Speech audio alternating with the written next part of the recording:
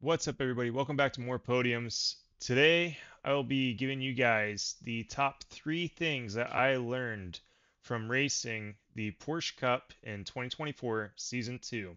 Competed in 10 out of 12 races, and there's 3 items that I felt were most important to share or that I wish I knew going into the Porsche Cup. Take 295. So, the number one thing that I learned 2024, Season 2, iRacing, Porsche Cup fixed cars for the past 12 weeks, is that if you brake early before a turn and you can carry speed and momentum throughout said turn, you can probably get on the gas earlier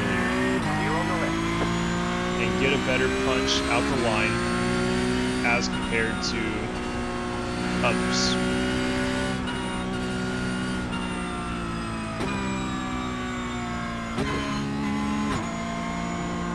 There's a lot of tracks, and it actually goes into my second tip and pointer that I would give, that have a long straight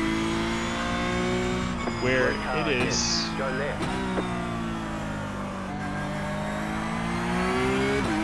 potentially a more conservative move to brake early and then get on the apex rather than diving right into it and doing a dive bomb and trying to get that position by forcing your way into it. What you're probably going to do is lock up,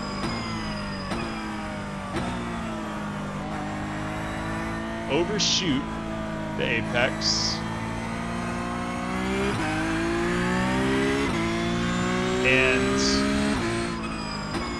potentially wreck it.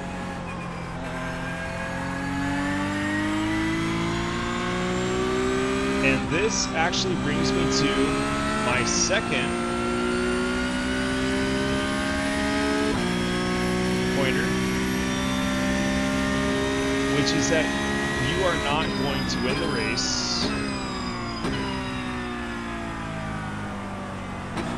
in the first lap. But what you are probably going to do, if you go into it with that mindset, is lose it on the first lap, especially if you're a lower iRating. If you're a lower iRating, I would not recommend trying to get into the bump and grind that is lap 1. If you want to race it conservative and go for the longevity of the race, you're probably going to find yourself, as long as you finish in the top 10, by simply not wrecking out. Assuming that the track is technical, there's a few tracks that you can kind of get away with not being too technical.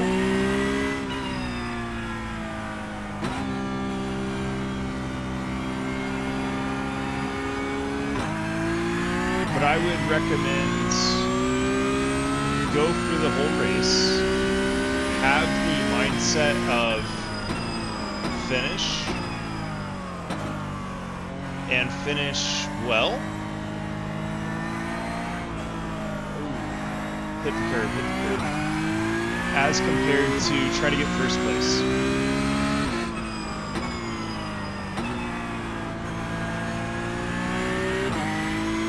And that actually brings me to the most important item that I learned in 2024 Season 2 Porsche Cup Racing, which is the iRating system and the way that you get ranked by your race finishes.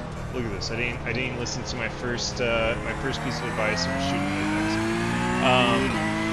Is that trust the iRating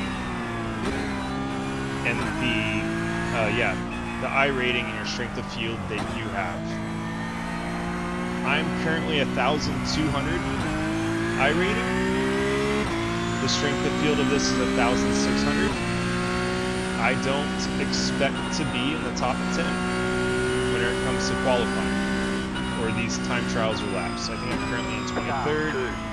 I don't know how many are in this.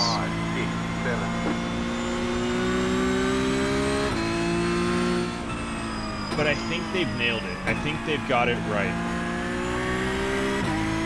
The reason why I say that is because in races where you're racing with people with a lower iRating, and I'm greater than the average, let's say, I found that I was finishing top 5.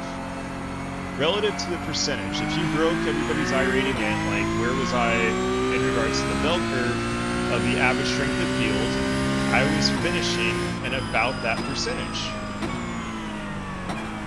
On the inverse, if I was in a strength of field that was higher than mine, like this, perfect example, 1,600 iRating, I would expect that I would be in that back 30% of lap times or in position. I'm probably not going to be getting first. Now, there's exceptions for that, and always push and try to get your best. But they've got it figured out where they can understand that based upon prior history in your driving, they're grouping you and matching you to similar racers. If you are, let's say, oh man, let's not miss that. Let's say that you are in that lower 30%.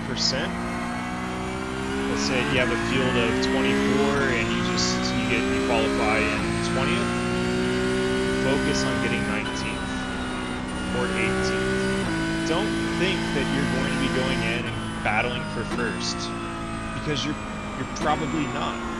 And if you go in with that mindset, you're going to go in under your own internal and mental pressure of I need to do better, I need to do better, and you get always to the front. You're probably going to make mistakes. You're probably going to drive recklessly, and you're probably going to wreck out. I think I noticed this the most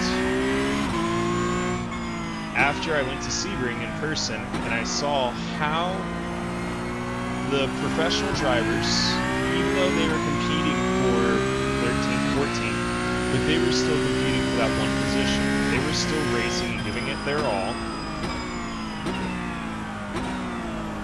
even though they were not going for podium position. And I think that was actually the biggest thing that I learned in the past quarter. I hope that I race against you guys in season 3. It's right around the corner, starting next week. Thank you, Josiah, from Replica Racing for this amazing livery for the past season.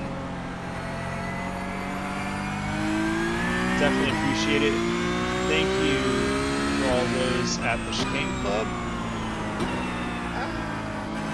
that's sticking by me and partnering and working together with us on some of the streams. Every Wednesday night we do a stream where we watch Greg race in the MOZA Series A.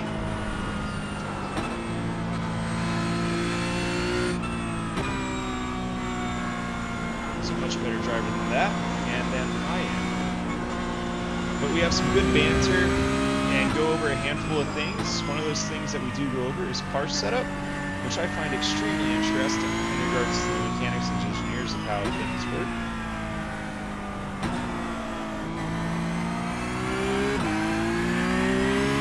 And I hope that you guys have fun. Found this informative. That case, and on that note, see you guys on the grid.